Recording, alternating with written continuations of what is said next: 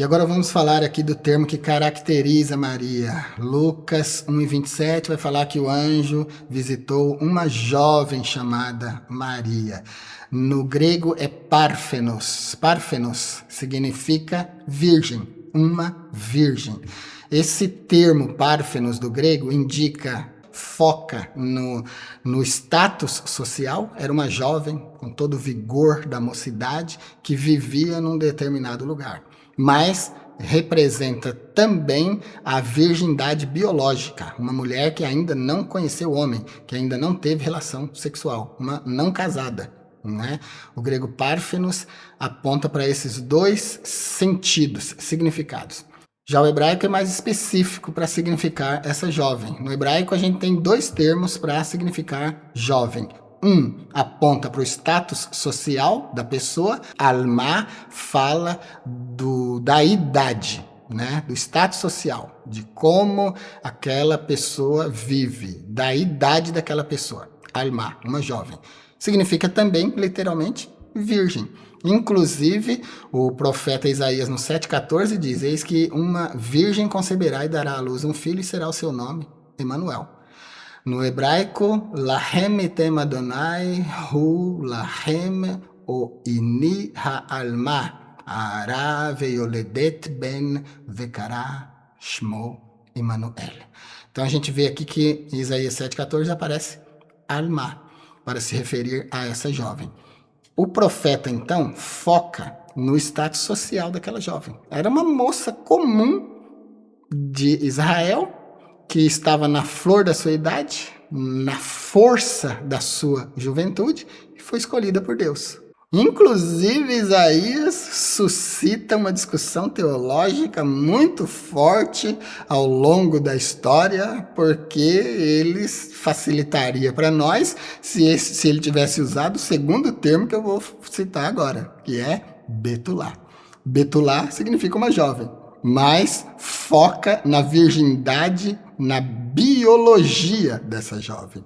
Alma foca no status social, Betulá foca na biologia. Betulá fala especificamente de uma mulher nova, mas que ainda não conheceu o homem.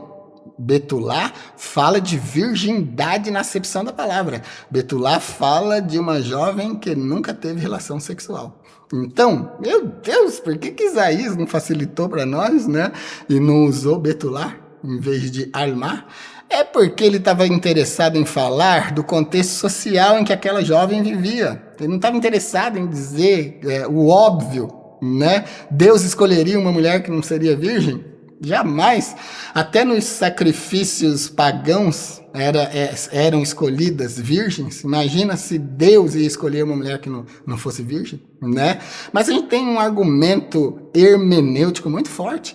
A própria Maria, quando o anjo chega para ela e anuncia que ela foi escolhida por Deus para no ventre dela ser gerado o Santo, o Filho do Altíssimo, ela confirma hermeneuticamente para nós que ela era Betulá. Ela diz assim: como é que isso vai acontecer se eu não conheço varão? Se eu nunca tive relação sexual? Então, quando ela fala isso, ela está invocando para ela o conceito de Betulá, virgem no sentido biológico. Então, Alma foca na fase da vida, na força da juventude, no contexto social em que aquela jovem estava inserida, enquanto que Betulá é o termo técnico para indicar a condição biológica daquela jovem. Era realmente virgem. Mas mesmo o profeta se referindo a ela como Alma, ela diz que era Betulá, com as suas palavras. Porque ela diz: não conheço varão, acho que isso não vai poder acontecer. O anjo diz: não precisa depender de varão para isso. O Espírito Santo vai te cobrir com a sombra do Altíssimo e isso vai acontecer. Porque o santo que será gerado no seu ventre será gerado pelo poder do Espírito Santo. Então olha que beleza, que coisa linda entender essas nuances desses dois termos hebraicos, Alma e Betulá. Como eu comecei dizendo, o termo grego para virgem, jovem, é Párfenos. Párfenos significa uma jovem, uma virgem, uma mulher que ainda não conheceu o varão. Párfenos, quando traduzido de Alma na Septuaginta, ele semantiza para Betulá. Ele se apossa do conceito de virgem no sentido biológico. Porque a própria Maria confirma isso. Ela disse, eu não conheço varão. Como isso vai acontecer? O anjo disse, vai acontecer pelo poder do Espírito Santo. Então a virtude da virgindade de Maria como Betulá é preservada, mesmo que ela seja chamada pelo profeta de Almá. Almá pode significar uma jovem virgem ou não, porque foca só na idade, né? Só no contexto social, não no biológico. Mas quando ela diz em Lucas que ela não conhecia varão, ela está confirmando para nós, hermeneuticamente, que ela era Betulá, que ela era virgem. Vou deixar aqui uma tabelinha, um resuminho comparativo para vocês decorarem. Então, o hebraico Alma é a jovem na idade de se casar, o hebraico Betulá é a jovem no sentido biológico, a virgem, aquela que traz a virgindade física. E o grego Parthenos é virgem, donzela, pura, significando tanto uma coisa quanto outra. Eu tenho aqui vários textos no hebraico que eu estou deixando para vocês na nota do blog. Eu não vou ler aqui, porque eu acredito que se eu for ler vai cansar a aula para vocês. Mas vou deixar aqui textos onde aparece Alma e Betulá, tá bom? Estou deixando aqui no hebraico transliterado e na versão ARC da nossa Bíblia. Só Gênesis 24:16, se referindo a Rebeca como Betulá, porque é muito lindo, né, irmãos? Ve anará tovat mare meod, Betulá veish lo yedaah.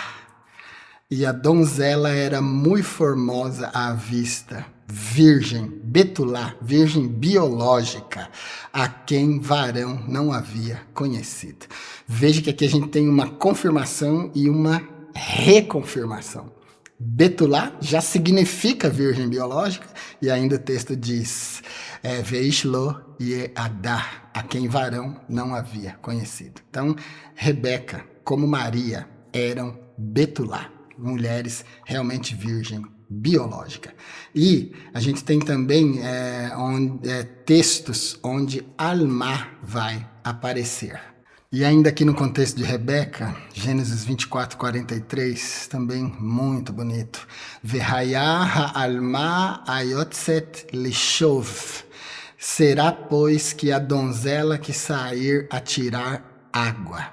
Então veja que aqui, nesses dois versículos que eu citei, de Gênesis 24, um se refere a Rebeca como Betulá, virgem biológica, uma mulher pura mesmo na sexualidade. E aqui, a mesma mulher é referida como Alma, mostrando uma ação social da época. O momento em que as mulheres saíam para pegar água, para manter a água, a casa abastecida de água. Então isso é uma ação social, mostra uma jovem, mostra o contexto social dessa jovem, mostra ela fazendo uma coisa que as mulheres faziam, pegar água para abastecer a casa. Então aparece aqui Alma.